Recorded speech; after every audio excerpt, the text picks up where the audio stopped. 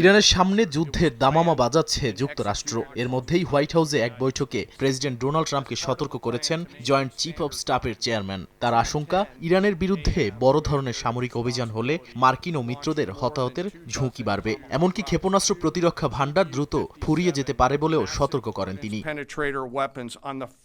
এদিকে মধ্যপ্রাচ্যে যুক্তরাষ্ট্রের বড় সামরিক প্রস্তুতিকে দান্তের ইনফার্নোর সঙ্গে তুলনা করে অবসরপ্রাপ্ত অ্যাডমিরাল জেমস জি স্ট্যাভরিডিস বলেছেন, এর কেন্দ্রবিন্দুতে আছেন Ayatollah Ali Khamenei. President Donald Trump 10 দিনের মধ্যে কূটনৈতিক না সামরিক পদক্ষেপ নেবেন সে সিদ্ধান্ত জানাতে পারেন। কূটনীতি ব্যর্থ হলে ইরানের পারমাণবিক ও সামরিক স্থাপনায় হামলার কথাও ভাবা হচ্ছে।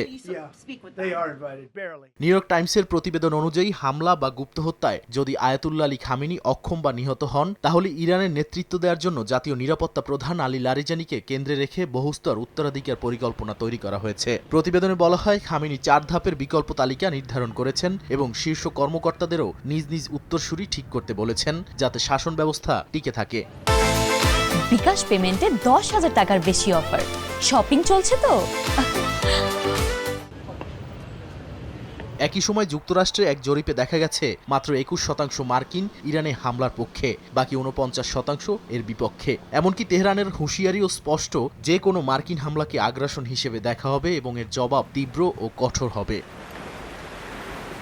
জেনেভায় বৃহস্পতিবার আবারও বসছে যুক্তরাষ্ট্র ইরান পরোক্ষ পারমাণবিক আলোচনা। ইরানের প্রেসিডেন্ট মাসুদ পেজেশকিয়ান বলেছেন, আগের বৈঠক থেকে উৎসাহমূলক ইঙ্গিত মিলেছে। পররাষ্ট্রমন্ত্রী আব্বাস আরাকচি জোর দিয়ে বলেন, পারমাণবিক কর্মসূচি দেশের গর্ব ও মর্যাদা। এনপিটি চুক্তির আওতায় শান্তিপূর্ণ সমৃদ্ধির অধিকার আছে তেহরানের।